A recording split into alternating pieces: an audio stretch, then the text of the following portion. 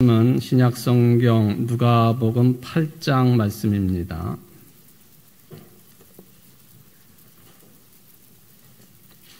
누가복음 8장 22절부터 25절까지 말씀을 봉독해 드리겠습니다.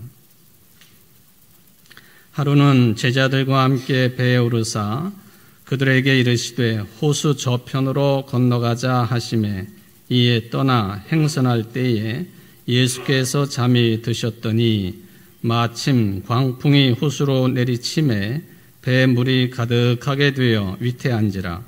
제자들이 나와 깨워 이르되 주여 주여 우리가 죽겠나이다 한데 예수께서 잠을 깨사 바람과 물결을 꾸짖으시니 이에 그쳐 잔잔하여지더라. 제자들에게 이르시되 너희 믿음이 어디 있느냐 하시니 그들이 두려워하고 놀랍게 여겨 서로 말하되 그가 누구이기에 바람과 물을 명함에 순종하는가 하더라. 아멘. 이는 하나님의 말씀입니다. 하나님께 감사합니다. 오늘 말씀을 받는 여러분 모두에게 부활 생명의 은총이 충만하시기를 주의 이름으로 축원을 드립니다. 오늘 누가복음의 내용은 소위 공관복음서라고 불리우는 마태, 마가, 누가복음 세 곳에 기록되어 있는 내용입니다. 물론 표현들은 다르고 또 내용상의 차이가 있기는 하지만은 전하고자 하는 그 뜻은 같은 내용이 되겠습니다.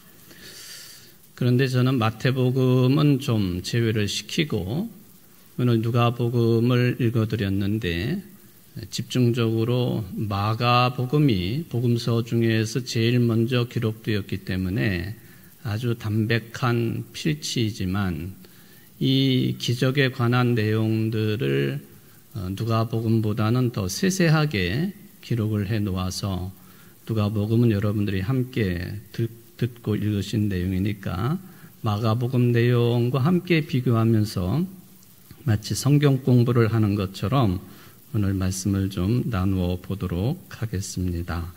말씀에 깊이 들어갈 수 있도록 집중하시는 이 시간 되시기를 간절히 바라겠습니다.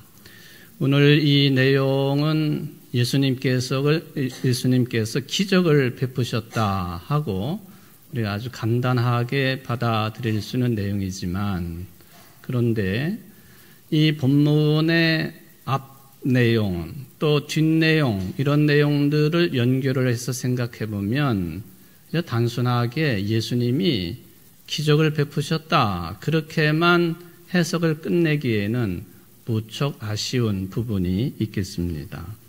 그래서 오늘 본문의 마가나 누가복음이 그 위치는 조금 차이가 있지만 두 가지 중요한 내용을 먼저 예수님이 말씀을 해주셨고 그리고 나서 오늘 본문처럼 배를 타고 바다 또는 호수 건너편으로 가시다가 일어났던 일들에 대한 기록이라고 볼 수가 있겠습니다.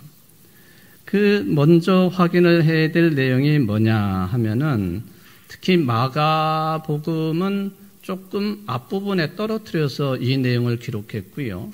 누가복음은 바로 본문 앞에다가 이 내용을 배치를 해 놓았는데 어느 날 예수님께서 어느 가정에 들어가셔서 복음 전도를 하고 계시는데 하나님의 나라를 확장시키는 그런 귀한 일을 하고 계시는데 예수의 어머니, 형제 자매들이 그 장소로 찾아왔습니다.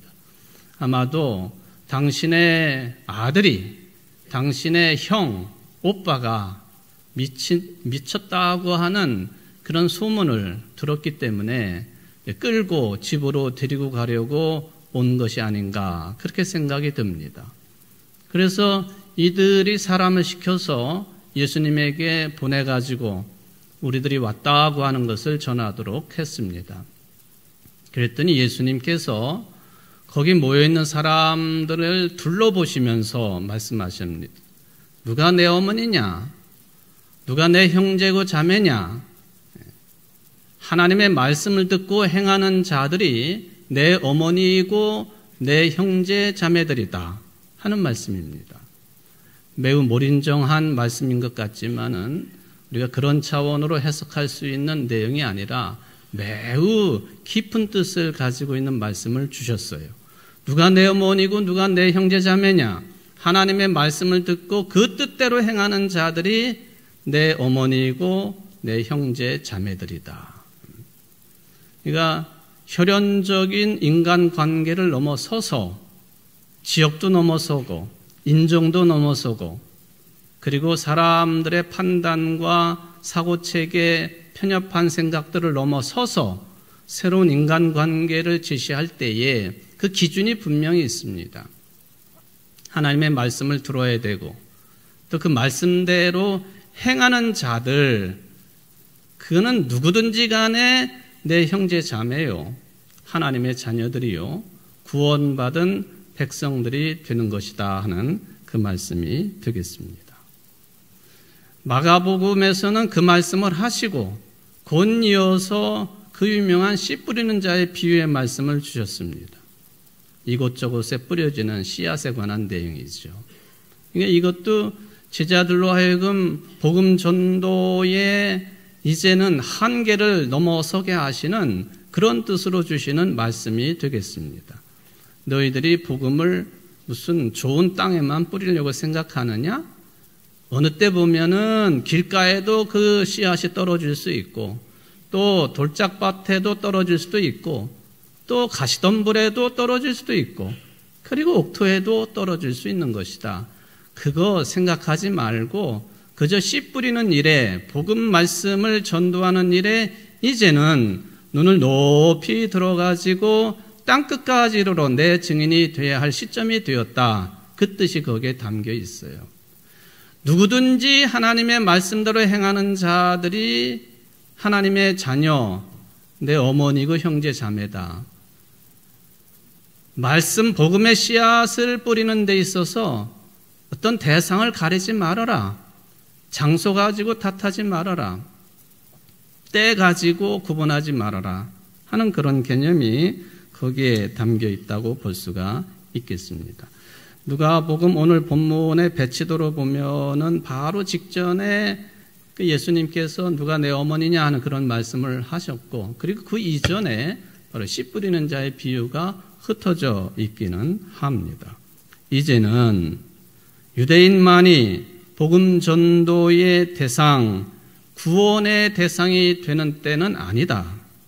설령 이방인이라 할지라도 하나님의 뜻을 행하는 사람이라고 한다면 누구든지 구원받고 하나님의 자녀가 될 수 있는 것이고 그리스도 안에서 서로 형제 자매가 될 수 있다고 하는 훨씬 폭이 넓은 복음 전도의 지평을 언급을 하십니다. 그리고 그 넓어진 복음 전도의 지평이 오늘 본문의 배경으로 등장하고 있는 장소에 상징적으로 드러나 있습니다. 지금까지는 예수님께서 거의 대부분이 회당에서 가르치시거나 또는 어느 가정에 들어가서 가르치시거나 하셨는데 이제는 바다 한가운데라고 하는 호수 한가운데라고 하는 변화된 상황을 언급을 하셨고 그것이 말씀의 배경으로 되었다고 하는 것은 매우 의미가 크겠습니다. 이제부터 중요한 것은 누가 유대인이냐 이방인이냐 아닙니다. 누가 하나님의 뜻을 행하느냐 하지 않느냐 그게 중요한 근거가 되겠습니다. 어느 누가 말씀의 씨앗을 뿌려서 30배, 60배, 100배 열매를 맺을 수 있겠느냐? 어느 누가 등불을 가져다가 마을 아래나 침상 밑에 두지 아니하고 등경 위에 두듯이 빛을 드러낼 수 있고 나타낼 수 있겠느냐? 어느 누가 크게 자라서 공중에 날아다니는 새들이 깃들 수 있는 그런 무성한 믿음의 나무 공동체가 될 수 있겠느냐? 그거죠. 이것이 이제 예수님께서 원래부터 큰 관심사였지만은 이제 시간적으로 볼 때에 당신을 따르는 제자들, 신앙 공동체인 교회 공동체가 이제 그 자리에 머물러 있어서는 안 되고 더 넓은 세상으로 나가야 된다고 하는 그 말씀이죠. 이렇게 하나님의 뜻이 구현되는 곳이면은 그 어디나 하늘나라죠. 하나님의 뜻이 구현되는 곳, 그게 유대인 가운데든 이방인 가운데든 어느 곳이나 하늘나라라. 이것이 땅끝까지 이르러서 내 증인이 되라고 하신 주님의 온전하신 뜻이 되겠습니다.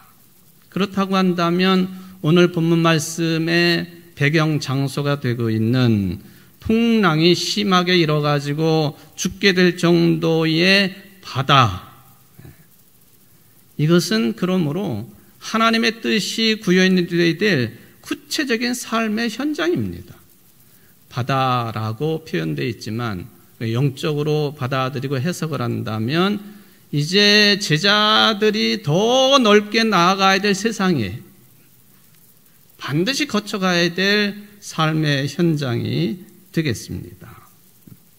그러니까 씨 뿌리는 자의 비유 다음에, 그리고 누가 내 어머니냐 하는 그 말씀 다음에 오늘의 말씀이 배치된 것은 당연한 것이고 그 깊은 의미를 추구해야 될 뜻이 거기에 있겠습니다. 지금 이 말씀들은, 복음서의 말씀들은요, 마치 예수님이 그 공생애를 지내시면서 말씀하시고 행동하셨던 그때 그 기록을 그 순간에 기록한 건 아니잖아요. 그렇죠? 최초의 복음서가 60년대에 기록이 된 마가복음이에요. 예수님이 언제쯤 돌아가셨는가? 33세 십자가에 달려 돌아가셨다고 하시니까 그 뒤로부터 30년이 지난 뒤 그때부터 복음서가 기록되기 시작을 합니다. 그러니까 이미 예수님이 계시지 않는 상태예요.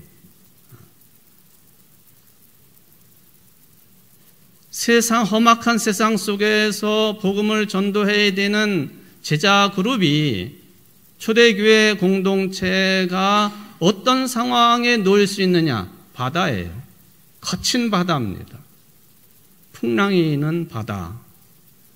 옛날부터 교회 공동체를 배로 비유를 했는데 이제 그것 때문에 물이 잠겨버릴 수밖에 없는, 교회가 존폐 위기에 놓여 있는 그런 위기의식 속에 있는 바다, 그게 오늘 본문에 들어있는 바다 또는 호수가 되겠습니다.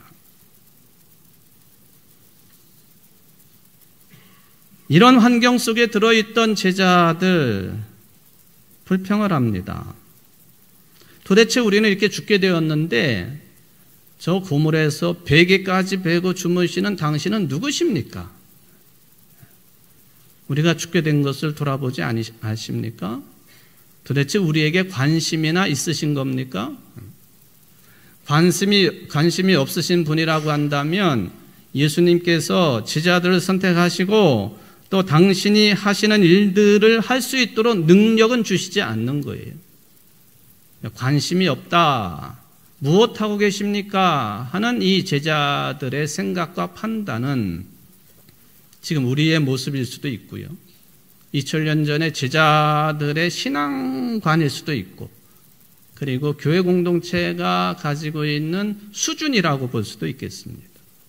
근데 분명히 예수님께서는 12명의 제자들을 선택하시고 또 70명의 제자들을 따로 부르시기도 하시고 교회 공동체가 탄생될 수 있도록 베드로가 한 신앙 고백 위에 내 교회를 세우신 것이고, 제자들에게 말씀을 선포하게 하시고 귀신을 쫓아낼 수 있는 하늘의 능력도 주셨습니다. 그건 원래가 예수님만이 하실 수 있는 사역이었죠. 관심이 없는 분이시라고 한다면 어찌 당신의 사역의 내용을 저들에게 나누어 주실 수 있으시겠습니까? 그러므로 오늘 본문의 이 제자들의 상황, 또 저들이 예수님께 던진 질문, 또 자기네들끼리 이렇게 수군거리면서 도대체 이 자가 누구냐? 이거는 현실의 우리들을 돌아보게 하고 또 교회 공동체를 돌아보게 한다라고 볼 수가 있겠습니다. 이제는 새로운 전도의 장으로 더 넓은 세상, 거친 바다와 같은 세상 속으로 나아가야 되는 제자들. 그래서 예수님이 배를 타시고 호수 건너편으로 가자고 그러세요. 바다라고도 표현하지요. 유대인들은 이 갈릴리 호수를 바다라고 합니다. 그만큼 길이도 길고 폭도 넓은, 끝에서 끝을 볼 수 없는 그런 물이기 때문에 바다라고도 부릅니다. 또 하나는 계절적인 환경에 따라서 이 호수가 마치 바다처럼 광풍이 불기도 합니다. 그래서 어부 생활을 하는 사람들에게 큰 놀라움을 가져다 주기도 하고, 2000년 전에 예수님 시절에 타고 다녔던 목선, 그것이 그 호수 밑바닥에 뻘에 묻혀 있다가 발굴이 되어가지고 지금 전시되어 있지 않습니까? 그만큼 이 호수는 어느 때에는 무서운 바다와도 같았다 하는 거예요. 이 바다와도 같은 호수를 건너가자. 도대체 어디를 가자고 하시는 걸까? 그 다음 내용을 보시면요. 호수를 건너가지고 코라사 지방으로 가셨어요. 코라사 지방. 돼지를 사육하고 있는 이방인들이 살고 있는 땅입니다. 코라사 지방. 이방인의 땅으로 가신 거예요. 더 넓은 세상이죠. 누구든지 하나님의 뜻을 행하는 자가 곧 내 형제 자매 어머니라고 하는 말씀처럼 하나님의 이 높고 크신 뜻을 행하기 위해서 이제 눈을 더 높이 들게 하시고 눈을 더 크게 뜨게 하시고 마음의 폭을 넓게 하라고 고라사 지방으로 끌고 가십니다.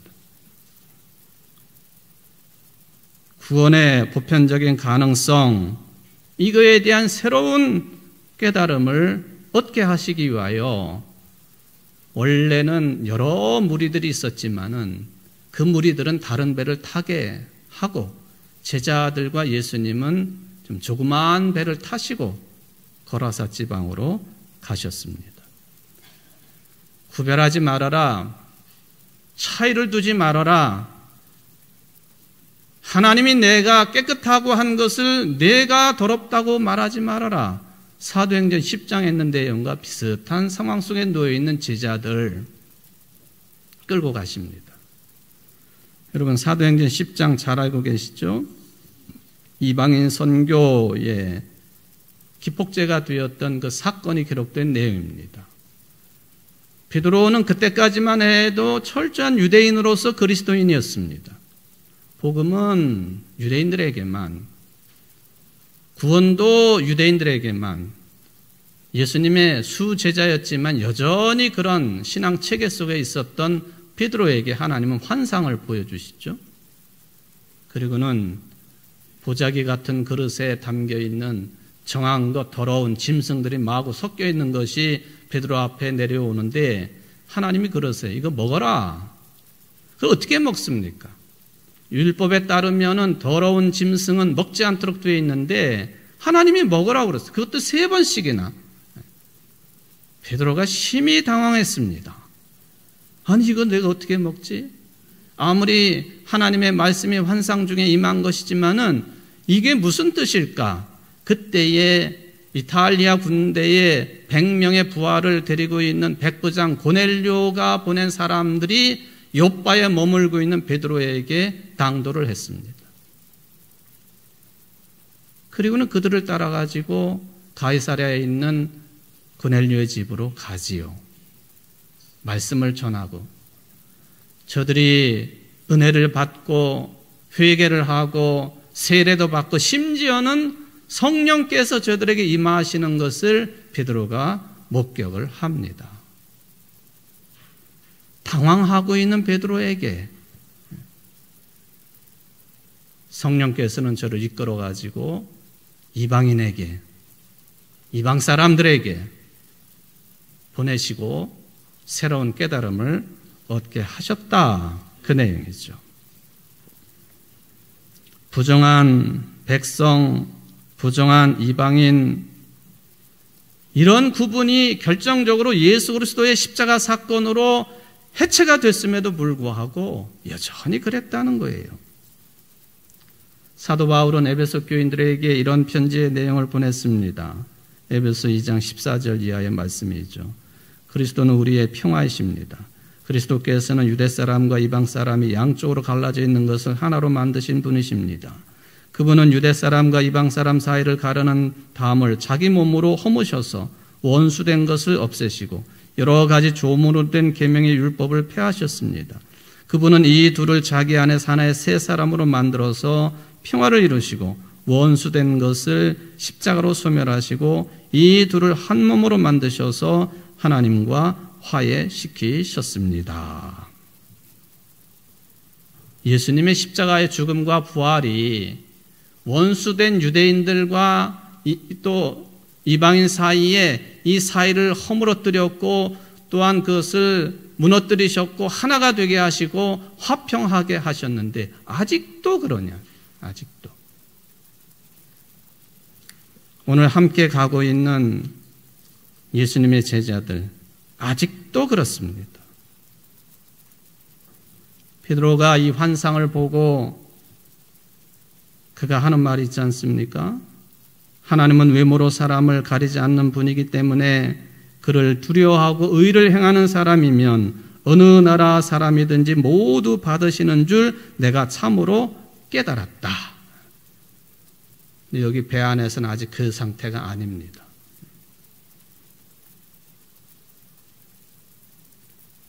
배를 타고 호수 건너편으로 가게 되었는데 갑자기 사나운 바람이 일어나가지고 파도가 배를 덮치고 배는 물에 잠길 지경이 되었습니다.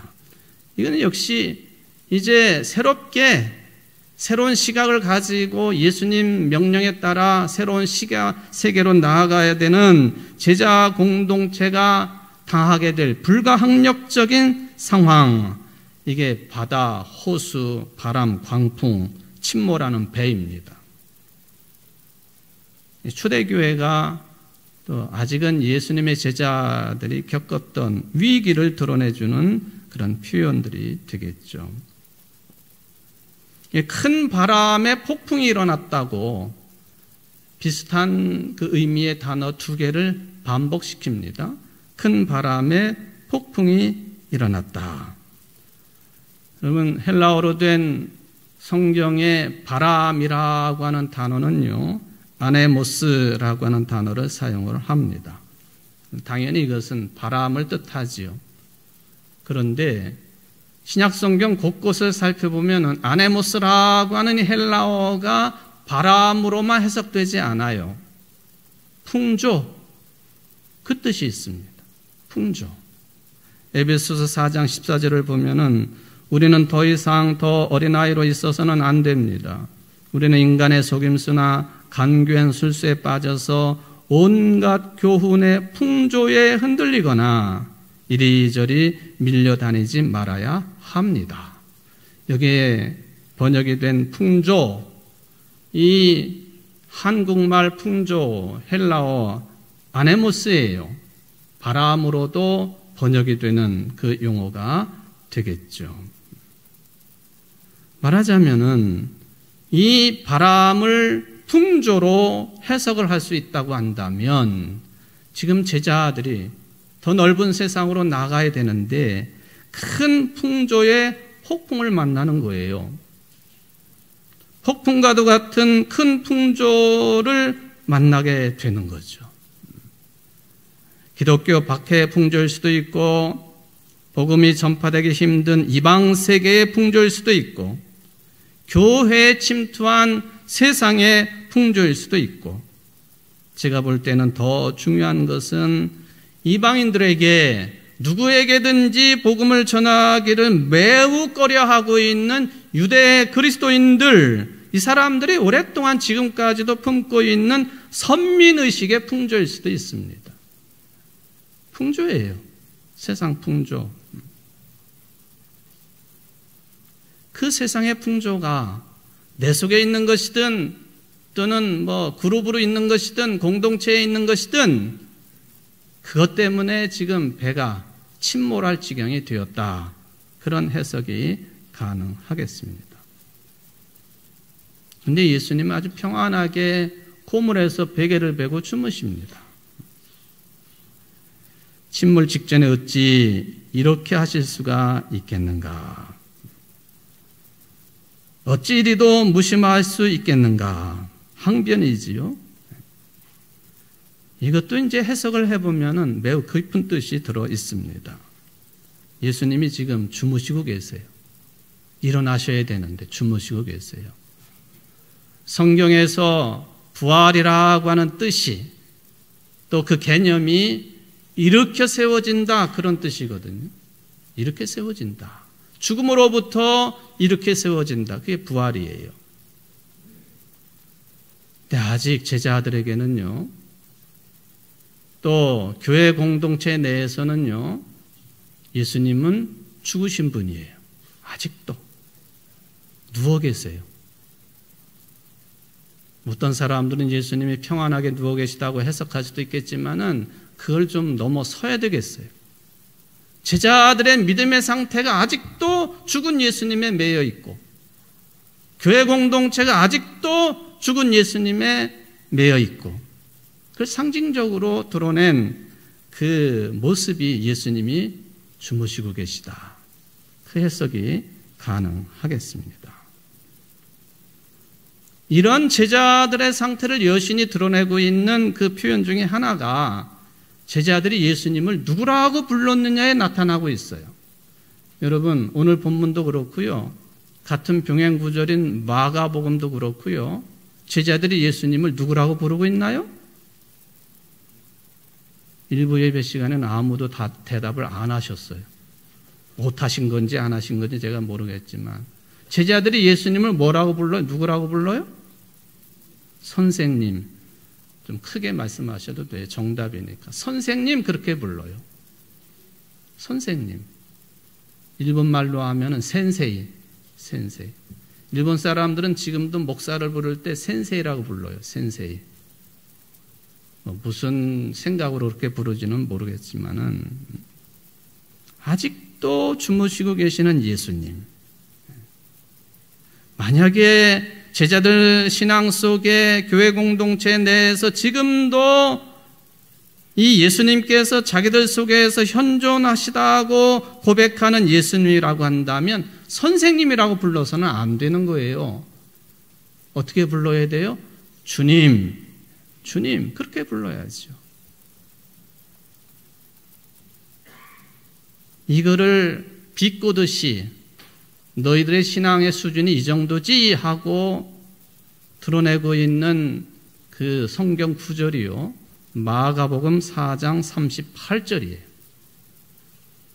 여러분들 화면으로 보시면은 헬라어를 저도 잘 못 읽지만은 하여간 이렇게 쭉 마가복음 4장 38절 전체를 여러분들에게 보여드리고 있습니다. 빨간색 단어가 있지요? 구분이 잘 안 되시겠지만은 다른 내용들은 다 소문자예요. 그런데 조 단어만 대문자로 표기를 했어요. 저게 뭐냐? 디다스칼레, 선생님이라는 단어예요.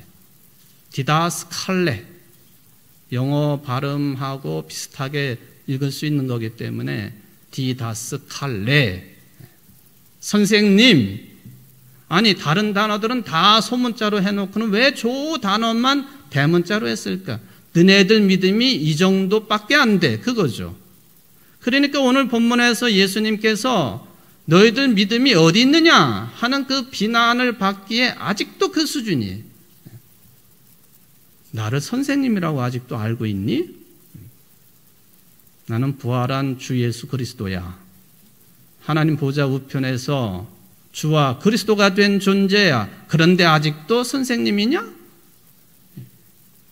이게 불신앙이 아니라 아예 신앙이 없는 상태로 예수님이 언급하십니다. 선생님. 우리 교회가 가지고 있는 기능 가운데에 여러 기능들이 있습니다만 교육한다, 교육시킨다. 그 표현이 디다케라고 하는 단어거든요.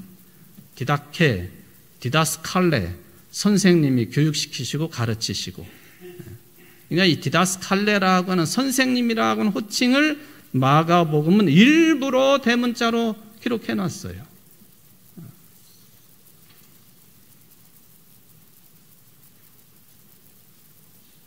그때까지도 부활하시 승천하신 예수님이 누구인지 모르고 있는 제자들, 교회 공동체, 믿음이 없냐? 그럼 어떤 믿음으로 회복이 돼야 될까? 이제 우리가 좀 결론적으로 관심을 기울여야 되는 그런 내용이 되겠습니다.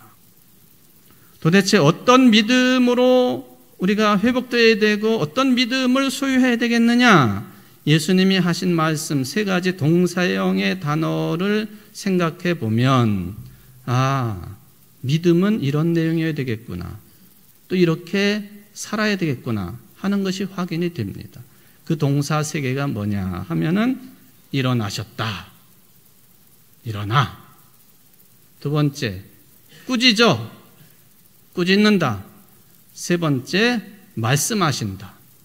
일어나신다, 꾸짖으신다, 말씀하신다. 이 세 단어가 이걸 가지고 생각을 해보면 내가 믿음의 사람인지 아닌지 판단할 수 있고 또 비교가 되겠습니다. 오늘 본문에는 확연히 드러나지 않지만 주무시고 계시는 예수님을 제자들이 깨웁니다. 깨워요. 깨운다, 일어난다, 이게 다 부활의 뜻이라고 말씀을 드렸는데 제자들이 깨운 것처럼 돼 있어요. 실제적으로 부활은 스스로 될 수 있는 사건이 아니에요. 누가 죽음의 예수님을 이렇게 세우시나요? 하나님께서. 그러니까 여기 일어나신다 하는 이 개념, 하나님의 돌보심과 하나님의 인도하심으로 예수님이 일어나신 상태, 믿음이 뭐냐? 하나님의 은혜로 부활신앙으로 일어서는 것, 그게 믿음입니다. 바다와 광풍이 부는 죽음의 세상에서 부활신앙으로 일어설 줄 아는 것, 그게 믿음이에요.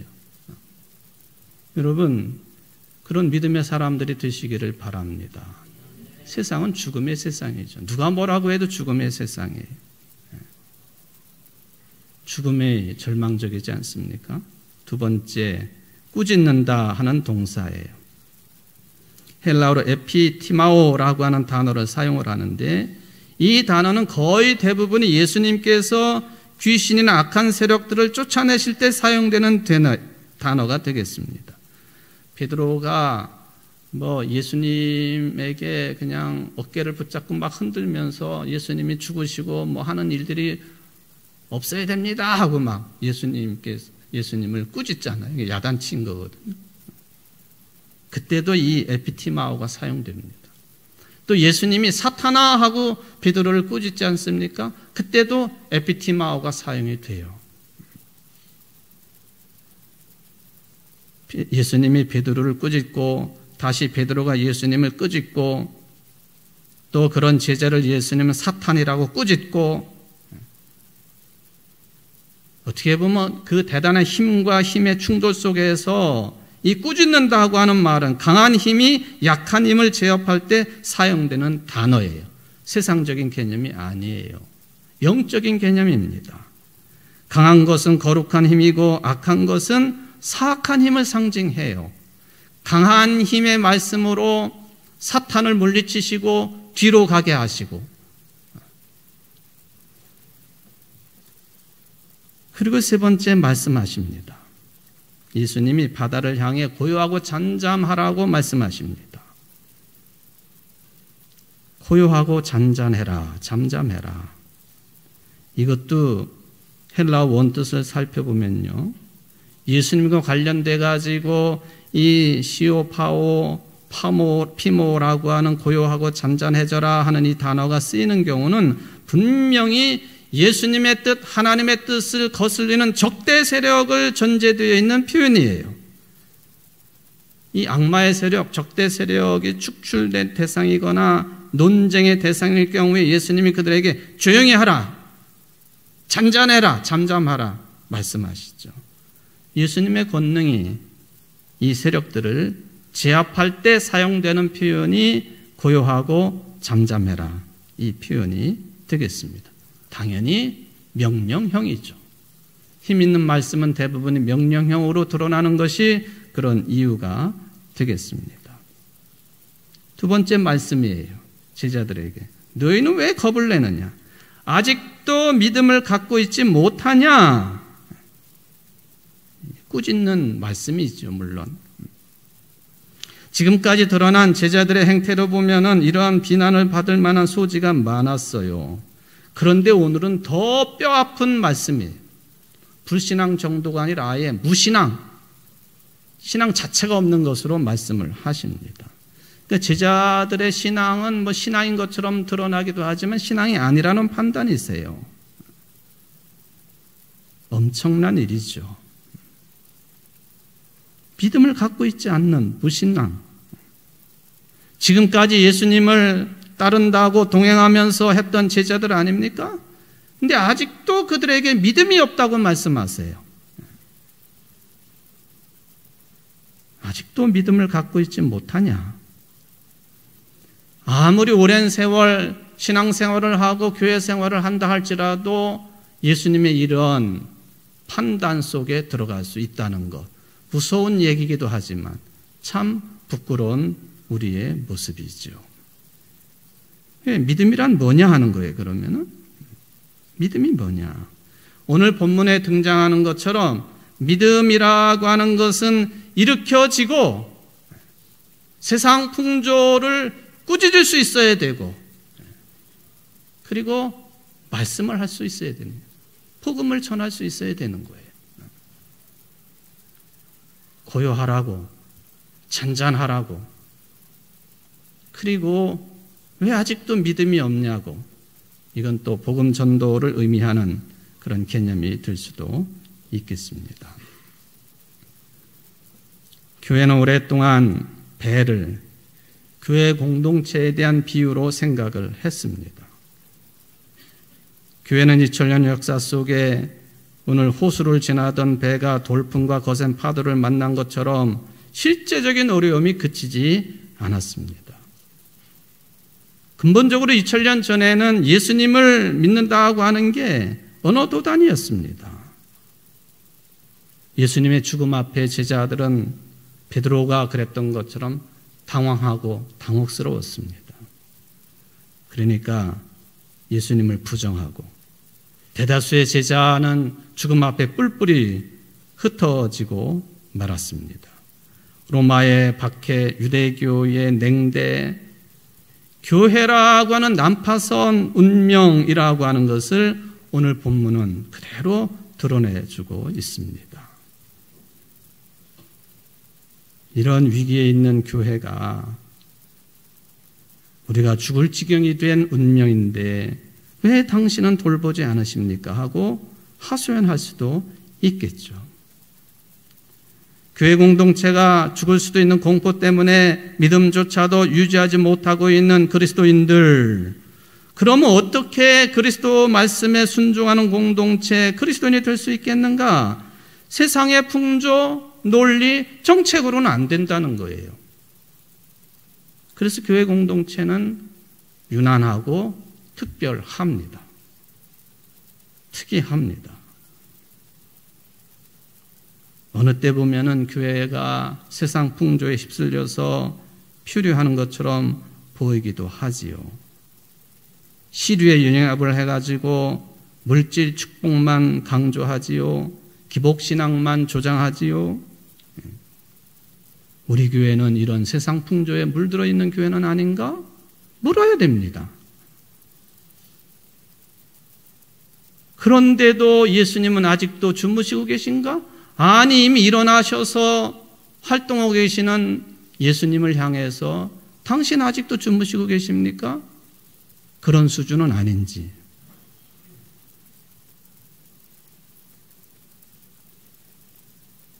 우리의 수준으로는 이해할 수도 없고 파악할 수도 없는 그리스도이신 예수님. 그러니까 베드로가 그런 말을 합니다. 주여 나를 떠나소서 나는 죄인입니다. 그런 고백하지 않을 수가 없는 거죠. 오늘날 여러분에게 예수님은 누구이신가요? 그분을 진정으로 모시고 계신가요? 그분이 성령님을 통하여 여러분을 속에 우리 교회 공동체 안에 내주하여 계신가요? 세상 풍조가 아무리 몰려든다고 해도 부활신앙으로 일어서서 저들을 꾸짖을 수 있고 그리고 제대로 된 말씀을 선포하는 나고 우리 교회인가 물어야 되지 않겠습니까? 저는 오늘 이 설교를 준비하면서 그런 생각이 들었다 하는 게 목사가 왜 이런 생각을 하면 설교 준비를 하지 그러긴 했어요. 옛날 가수분의 노래 가사가 갑자기 생각이 났어요. 그분이 누구냐? 최백호 씨. 사랑이야 라는 노래 아시나요? 사랑이야. 제 가사를 일부분 읽어드리면은 그 노래 당신은 누구시길래 이렇게 내 마음 깊은 곳 거기에 찾아와 어느새 촛불 하나 이렇게 밝혀놓으셨나요? 당신은 누구시길래 내 마음에 어느새 찾아와가지고 촛불 하나를 밝혀놓으셨습니까? 예수님 당신은 누구이십니까? 어느새 우리 가운데 빛으로 와 계십니까? 어느새 우리 가운데 말씀으로 와 계십니까? 어느새 교회 공동체 안에 빛으로 말씀으로 존재하십니까? 깨달아야 되죠. 확인해야 됩니다. 복음서는 이러한 내용들을 여러 가지 방식으로 표현을 했습니다. 예수님은 로고스로 태초에 존재하셨다고, 예수님을 본 자는 하나님을 본 것이라고, 예수님은 길과 진리와 생명이라고, 예수님은 부활의 첫 열매라고, 예수님은 세상 마지막 때에 다시 오실 분이라고, 예수님은 하나님의 유일한 아들이시고 그리스도라고. 사랑하는 성도 여러분, 신앙은 교리문답 수준이 되어서는 안 됩니다. 체험이어야 돼요. 체험. 체득한 신앙을 세상에 나가서 체험할 수 있어야 돼요. 하나님의 말씀 뜻대로 살 수 있어야 돼요. 예수님이 뜻이 거기까지 나갔다고 하는 것 받아들여야 되지 않겠습니까? 예수님의 존재 자체를 구원의 깊이에서 놀라워하고 두려워할 줄 아는 여러분들 되시기를 바랍니다. 그 예수님을 매 순간 새롭게 만나고 새롭게 체험할 때에 여러분의 인생은 비록 광풍이 있는 폭풍의 바닷 가운데라 할지라도 주님이 함께 하시는 거예요. 부활의 주님이 우리를 이렇게 세우시고 세상 풍조에 물들지 않도록 꾸짖게 하시고 또 전도하게 하시는 줄 믿습니다. 이런 믿음이 회복된 여러분 각자 그리고 우리 교회 공동체 되기를 주의 이름으로 축원을 드립니다. 자비로우신 하나님 아버지, 도대체 이분이 누구이시길래 바람과 바다도 잠잠해지고 고요해지는가? 우리가 아직도 이런 수준에 놓여 있는지 살피게 하옵소서.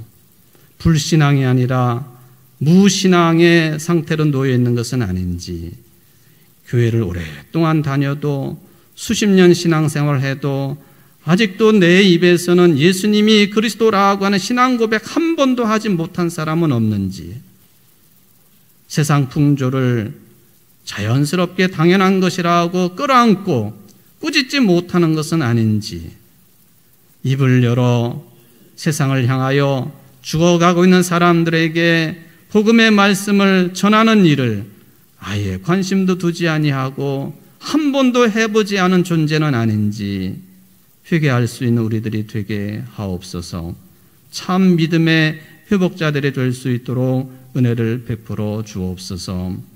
예수님의 이름으로 간절히 기도합나이다. 아멘.